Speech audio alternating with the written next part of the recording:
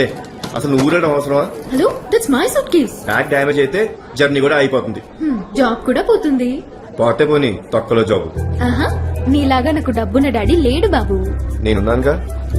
Depend అయిపోయి బతికేయడానికి ఇది 1st century కాదు, 21st century. Okay okay okay, నువ్వు ఎన్నైనా చెప్పు, నువ్వు మాత్రం ఊరెళ్ళటం నాకు ఇష్టం లేదు. 4 రోజులకి ఇలా అయిపోతున్నా. ఇన్ కేస్ నేను ఎప్పటికీ తిరిగి రాకపోతే